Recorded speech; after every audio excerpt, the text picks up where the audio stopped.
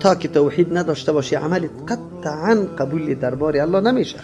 بنابراین اعمال مشرک مورد قبول الله جل جلاله قرار نمیگیرد و هیچ دین غیر از دین اسلام در نزد الله متعال قابل قبول نیست.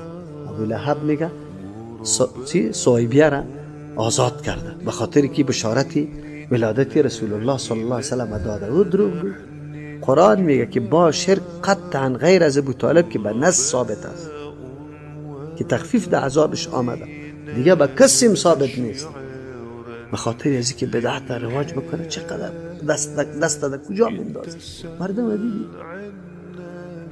تلاش میکنه علمای حق پرست که مردم از شرک نگاه کنه. این مردم تلاش میکنه که مردم باز در شرک واقع شد. در پنجاب زمانی که میلاد میشه منبر مزین میشه، عقیده دارن که رسول الله اینجا میاد، در این مجلس تشریف میاره. اینا چی میکنی؟ در یکی از مجالس دستاربندی جناب یک مدرسه است در مرکز کابلتان دوره حدیث میشه. در تای منی سرکی دو ما رفته بودم، انانسر میگه ای مردم رسول الله صلی الله علیه وسلم امروز در اینجا تشریف آورده، حضور داره.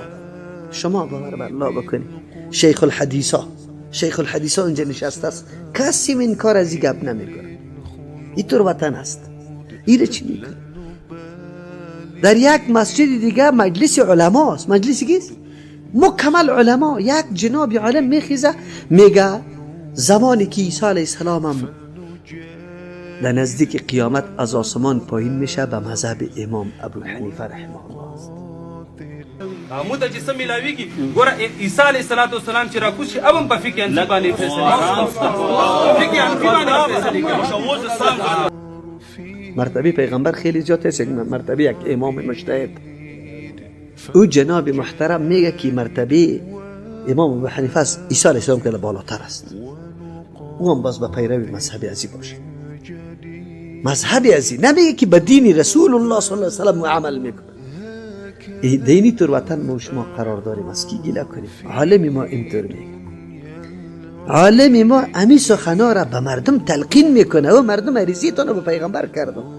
پیغمبر را گفتم که پیغمبر او مهربان ذات، این حالت ما را ببین. سلام همگیتان را با وجودی انکساری و تواضع و سرخمی و شرمندگی به دربار رسول اکرم صلی الله علیه و سلم پیش کردم. یا رسول الله، یا رسول الله، افغان ها در بدرند، پیش خداوند مقام عالی داریم. اگر عملمان کم است، به سنت مطابق زندگی نداریم. یکی از صفات رحیم است، دیگر از صفات رؤوف است.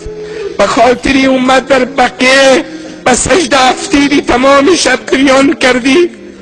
یا رسول الله، عرض افغان ها را قبول بکن، عرض افغان ها را قبول بکن، به درگاه پروردگار وسیله شد تا از این حالت ملت بیچاره افغان بیرون شوند. از کی گله کنی؟ و کسی که امامت است، و کسی که مقتدایت است، و کسی که فتوای برات میده، و کسی که تو میگی این مرا رهنمایی صراط مستقیم میکنه، او برای تو رو بگوید کدام طرف برویم، کجا بریم. بیاد الله متعال غیر از اسلام دیگه چیز نمیپذیره. اسلام چیست؟ عقیده توحید و یکتاپرستی است. و من یبتغی غیر الاسلام دینا فلن یقبل منه. دوستان امروز میلاد نبی است، امروز میلاد نبی است، یا چوپان امروز میلاد نبی است، امروز میلاد نبی است، یا چوپان امروز میلاد نبی است، امروز میلاد نبی است. دوستان امروز میلاد نبی است، امروز میلاد نبی است، دوستان امروز میلاد نبی است، امروز میلاد نبی.